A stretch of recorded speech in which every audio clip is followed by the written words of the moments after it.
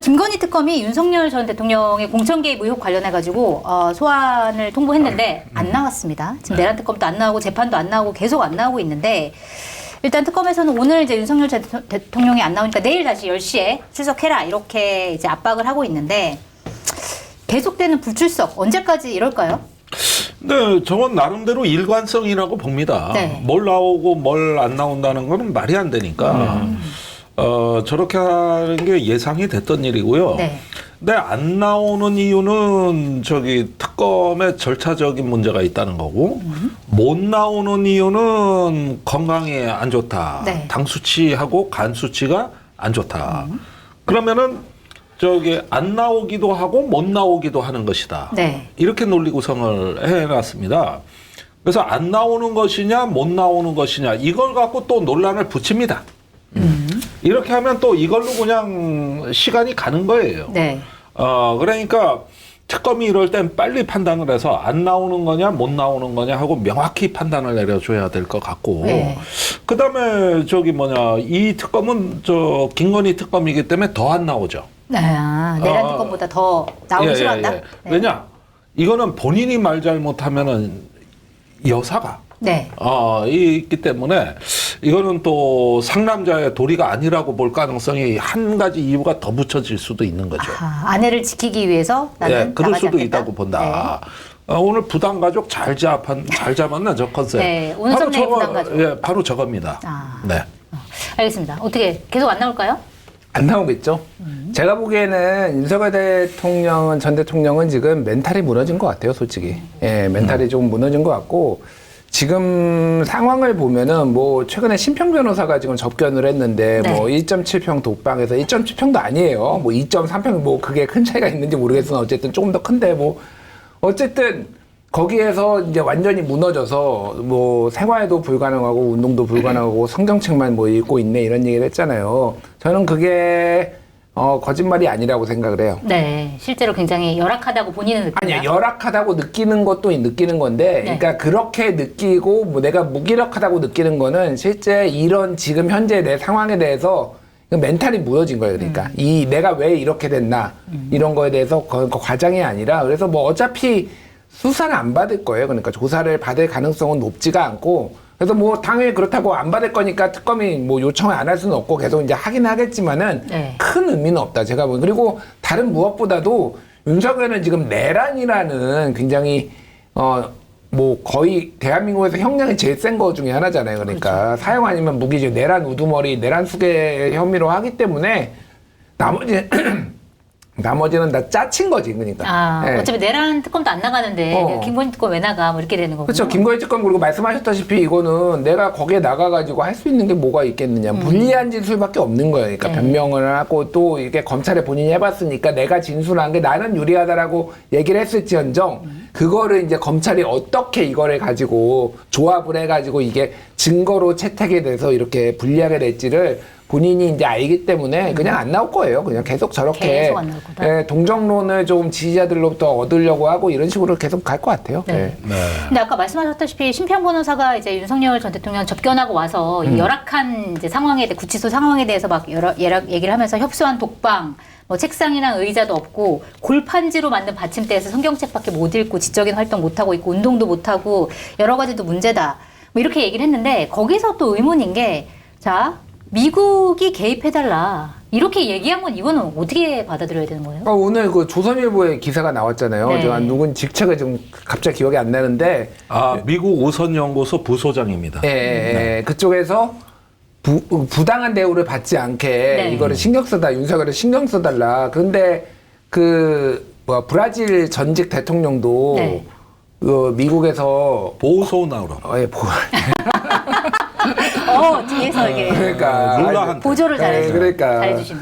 보수나로도 사실은 브라질의 트럼프라는 얘기를 들었을 정도로 그렇게 네. 트럼프하고 약간 기행을 많이 했어요. 그때 코로나 때 가장 많이 죽은 나라가 두 번째인가가 브라질이에요. 아하. 그런 정도로 네. 방역에 대해서 뭐 트럼프처럼 했던 사람이에요. 그러니까 여러 가지가 있는데 그때 이제 돈 받은 혐의로 이제 뭐 감옥에 가 있으니까 그거를 지금 해달라고 하면서 관세를 50% 때렸어요, 브라질을. 네.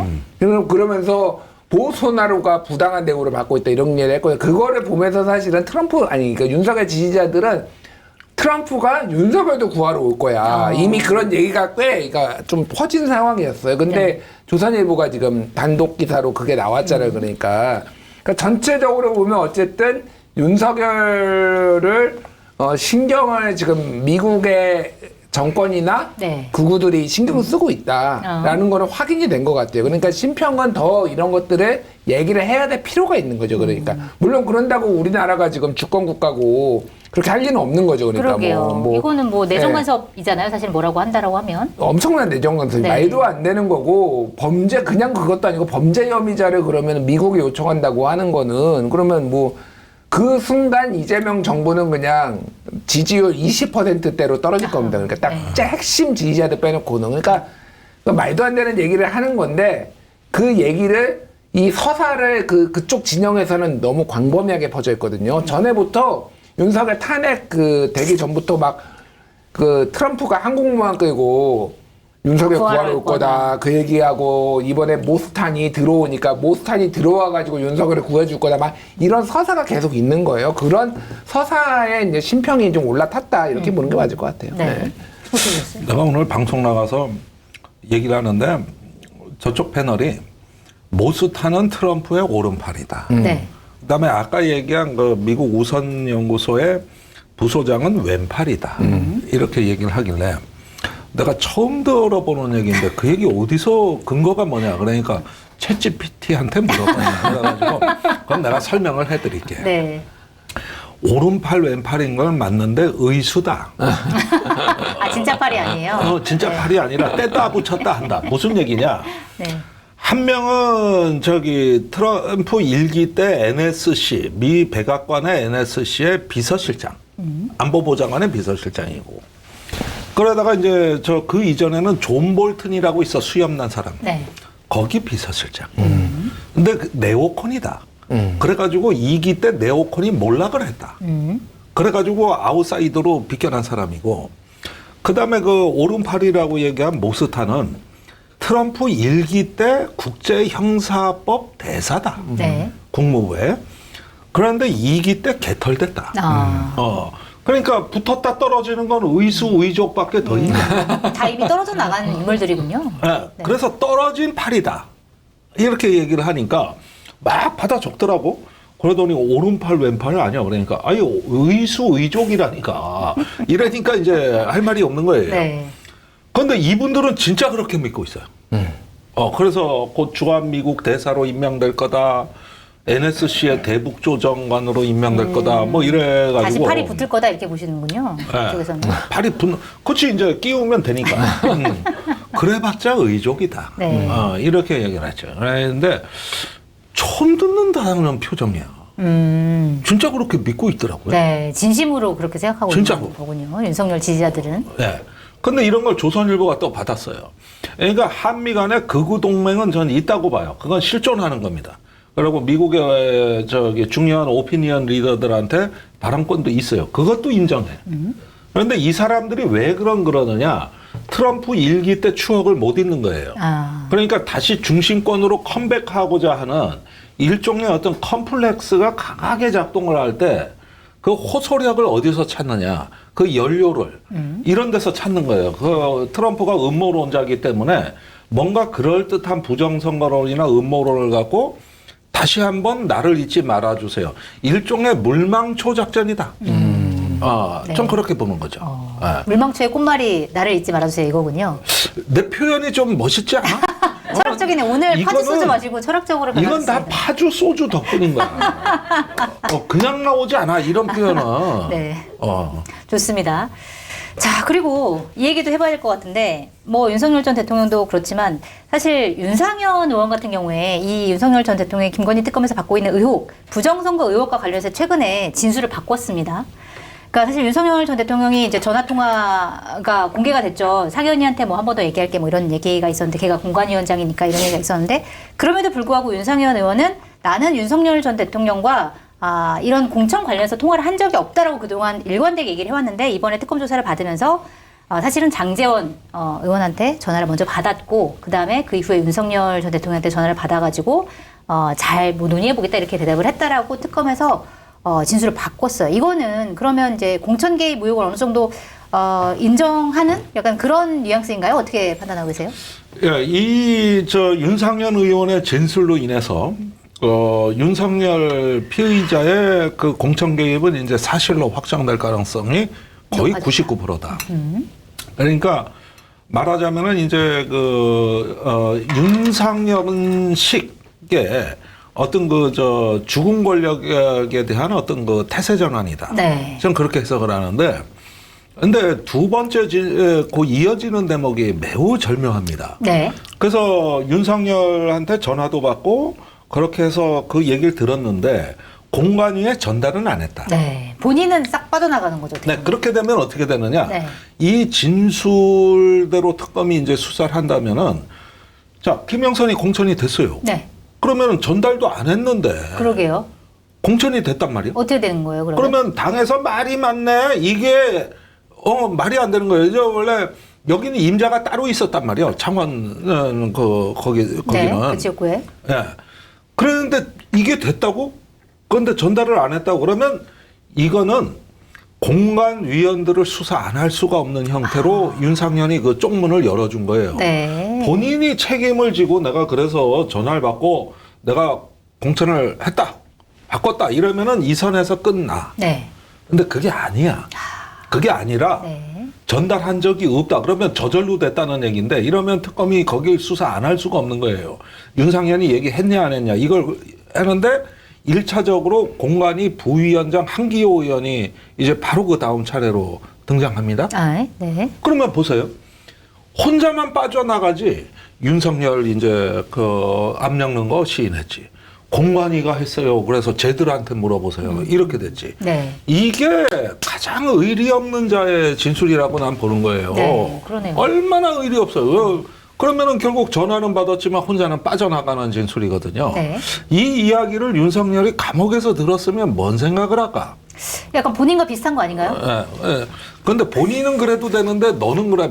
나는 바람풍 해도 너는 바람풍 해야지. 이거 아닙니까? 네. 예.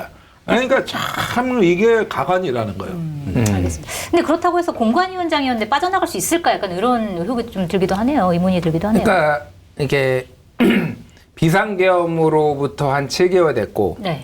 그리고 윤석열 탄핵으로부터 한 3개월 됐잖아요. 그러면은 우리가 뭐 뒤에도 얘기하겠지만은 김건희는 3달 동안 무엇을 했으며 네. 윤상현은 3달 동안 무엇을 했을까? 7달 동안 무엇을 했을까 생각을 해보면은 예. 뭘 뭐래 지살게 찾았겠지. 어떤 논리로 내가 빠져나갈까? 그러니까 이게 제가 보기에는 지금 상황을 보면은 윤상현은 처벌을 안 받을 가능성이 점점 높아지는 것 같아요. 이거 그래요? 냉정하게 네. 저는 전화까지 그렇게 봐요. 받았는데 예. 내가 공관위에 얘기를 안 했다. 이게 말이 되나요? 근데 상식적으로? 그러니까 입증을 해야 돼요. 그러니까 상식적으로 우리가 생각을 하는 것과 네. 그거를 법정에서 판사가 설득을 하고 판사가 그냥 이거를 어느 정도까지는 이런 문제는 약간의 그 정황 증거와 추론으로 얘기를 하는데 기본적으로 이거는 피해자 쪽에 유리하게 해석을 하게 돼 있거든요. 그러니까 그래서 저는 뭐 무죄라고 제가 생각을 하는 게 아니라 저는 그냥 윤상현이 받았다고 생각해요. 윤석열한테. 그런데 이게 보면은 장제원 전 의원, 고 장제원 전 의원, 그러니까 당시에 비서실장한테 받았다는 거잖아요. 네. 확인은 어떻게 해요? 아. 장제원 불러다가 할 수가 없잖아요, 지금. 네. 윤석열은 이 마녀이지, 장제원은 고인이지. 이거 확인할 방법이 없는 거예요. 그러면은 거기에서 그리고 본인이 이를테면은 내가 여기서 즉시 결정한 게 아니라 이거는 나는 이제 다 판단해가지고 공관위에서 결정을 했다는 거잖아요. 네. 그럼 윤상현이 여기에서 공관위원들 중에서 여러 명 중에서 굉장히 핵심적인 사람들이 윤상현이 와가지고 윤석열 뜻이라고 이렇게 시켰다는데? 네. 라고 얘기를 해야 되잖아요. 만약에 그러면 지도 처벌 받아요. 아, 본인도 거기 관여했으니까. 근데 이거는 그냥 공관위원들의 뜻이었습니다라고 하면 지도 안 받고 윤상현도 안 받고 윤석열만 처벌받아요. 우리는 공정하게 공천을 했다 이렇게 해버리면. 그러니까 네. 이게 그러니까 정확하게 각자 도색의 길로 간 거예요. 그러니까 윤상현이 뭐 이렇게 막 떠받들고 윤이 이미 끝났어. 그러니까 이 바닥은 윤상현은 그러니까 이제 본인의 생존은 제일 중요한 상황이 돼버린 거예요. 그래서 윤상현 처벌은 쉽지 않겠다. 지금 돌아가는 상황을 보면은. 네. 그런데 윤석열은 확실하다. 지금 네. 상황이 이렇게 돼버린 거예요. 그러니까 이게. 그러니까 그게 바로 전화까지 윤상현의 나왔어요. 전략이다. 네. 그러면 그동안에 그렇게 계엄옹호하고 이렇게 했던 충성이 가만히 보니까 그렇게 진실된 충성이 아니었다는 거. 이런 것이 이제 오늘날 보수 정치의 민낯이라고 봐요. 네. 근데 이런 사태는 이준석 그 의원한테도 똑같이 벌어진다는 겁니다. 네. 지금 저기 압수수색했잖아요. 압수수색했고 뭐 자택과 그런데 사무실. 왜 저기 뭐냐 저 당 대표 선출된 날 뭐 첫 번째 날에 이렇게 하느냐 해가지고 말이 많은데 네. 나 그거 별로 중요하지 않다고 봐. 그건 별로 중요하지가 않고 누가 통제한 것도 아니고 그런데 격세지감이라고 할 만한 요소는 뭐냐면은 네. 민주당 반응이 엄청 빨리 나왔다는 거. 네. 무슨 얘기냐? 체포동의안 오면은 통과시켜주겠다. 바로 통과시키겠다. 이게 저기 박찬대 압수수색만 했는데 체포동의안 뭐 이런 거 없는데. 없는데 박찬대 정청래인데 내가 왜 이게 그 격세지감이냐? 네. 원래 야당일 때 민주당일 때 이준석은 민주당의 금쪽이었어요. 네. 항상 표는 200표를 넘기냐 안 넘기느냐의 싸움. 그러다 보니 개혁신당 3표도 이 가치가 너무나 큰 거예요. 그럴 수 있겠네요. 마지막에 김건희 특검 그 표결이 어떻게 됐냐 하면은 200표에서 2표 모자란 198표였습니다. 하마터면 통과될 뻔했어요. 네. 이럴 때 이 3표의 가치는요. 엄청나죠. 30표 이상이었거든. 네. 그러면 지금 이준석 의원 저 압수수색하는 의혹은 그때 이미 다 있었어요. 이미 검찰 다 조사하고 있었고. 네. 그랬는데 민주당이 그때는 아무 말도 못했지. 그러면서 같이 가야 되니까. 네. 그런데 이제 정권이 바뀌고 200표가 의미가 없어졌어요. 그러네요. 과반수만 넣으면 모든 게 다 돼. 어차피 대통령의 거부권을 쓸 일이 없을 테니까. 그렇습니다. 그런데 이걸 가지고 이제 그 이준석 의원은 또 정치적으로 해석을 하는데 미안하지만 그때 민주당이 어쩔 수 없이 오냐오냐 해준 거예요. 그런데 이제 요즘은 반응이 빨라진 거. 네. 이것의 변화된 차이를 무게 있게 봐야 됩니다. 네. 그래가지고 3표 뭐 찍어주든지 말든지 이제 국민의힘으로 되돌아가든지 말든지 이렇게 판이 바뀐 거예요. 그럼 굉장히 그게 불리해지는 거네요. 그렇습니다. 그러니까 지금 저기 저 수사가 내가 보기에는 오히려 윤상현 의원보다는 네. 이준석 의원 쪽에서 진실이 나올 가능성도 상당하다. 윤상현 의원은 이제 거부하지만 그러니까 뭐래서 진술을 거부하겠지만 이준석 의원이 오히려 진술을 할 가능성 이런 게 그렇죠. 있다. 그러니까 지금까지 보면은 어떤 김건희 공천 개입의 의혹이 있을 때 이준석은 항상 50%의 진실을 얘기했습니다. 네. 뭐 포항과 평택에서도 문제가 있었다. 이거 원래 이준석이 한 말입니다. 네. 그렇지 않습니까? 네. 그런데 나는 아니다. 이런 식으로 해가지고 굉장히 어떤 그 전선을 확대하면서 본인이 빠져나가는 전략을 썼는데 네. 이제 그게 다 되돌아온다는 거죠. 본인한테. 그렇죠. 이제 본인이 당대표였고 당대표기 때문에 아는 거 아닙니까? 그러면 본인이 공관위원도 아니고 공관위원장도 아닌데 포항 평택권을 어떻게 합니까? 말이 안 되잖아요. 그러면은 이 사건에서 예를 들어서 김영선 전 의원을 공천한 사건에서 이준석 당시 대표도 관여를 했을 것이라고 보시는 거예요? 아니 여론조사가 있지 않습니까? 그러니까 명태균이 이제 이준석한테 전화를 했잖아요. 그러니까 당연히 이거 도움 요청하니까 누구가 반대를 해서 빨리 여론조사 하나를 좀 보내야 네. 내가 그걸 갖고 명분 있게 얘기한다. 이래가지고 여론조사를 만든 거 아닙니까? 네. 근데 이준석 의원이 만약에 그런 진술을 했을 경우에 본인도 불리해지는 거 아닌가요? 그런데도 그런 진술을 한다는 거예요? 아니 여론조사나 이런 것들은 명태균이란 상대가 있고 거기서 의혹이 벌어지니까 이준석이 얘기를 한 거지 본인이 먼저 이걸 깔 이유가 없죠. 이건 상대가 있는 문제예요. 명태균 씨가 여론조작을 했거나 네. 아니면은 이런 부탁을 받았다는 게 이 명태균 씨는 이게 데스크탑에 다 저장을 해놨다고. 그 카톡이라든가 뭔가. 그러니까 이거는 그쪽에서 자체적으로 굴러가는 진실이 있기 때문에 이준석 의원도 부인을 못하는 거지. 이게 이준석 의원이 본인한테 불리한 걸 했겠어요? 그런데 내가 대표일 때도 김건희는 다 개입했는데 그건 나를 패싱하고 공관위하고 했다. 그러다 보니 이상한 공천이 있었다. 이런 거고 명태균 씨는 또 이런 데 나와가지고 본인 입장이 있으니까 이준석하고 여론조사한 거 네. 거래했다. 이렇게 돼가지고 다 이게 합쳐진 진실이죠. 네. 결과적으로 보면 이준석 의원이 본인의 유리한 진술을 한다고 하더라도 여러 가지 지금 수사의 줄기들이 있기 때문에 진실은 밝혀질 수밖에 없다. 이런 이제 말씀이신 것 같은데 이준석 의원 같은 경우는 어느 정도로 타격이 있을까요? 어떻게 보세요?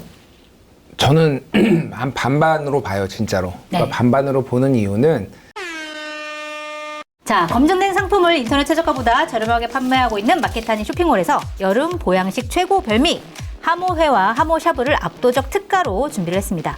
비싸기로 유명한 최고급 요리인 하모지만 지금 마켓타니에서는 어디서도 만나기 힘든 가격으로 하모회 2, 3인분 29,000원, 하모샤브 회 플러스 국물용 뼈 3만원입니다.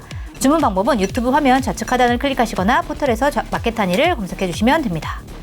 공덕포차의 다양한 안주거리와 딱 어울리는 프리미엄 소주, 파주 소주는 넷플릭스에 방영 중인 소주 랩소디에서도 소개된 명품 증류식 소주로 25라는 높은 도수에도 맛은 부드럽고 달콤한 과일 향이 끝내줍니다.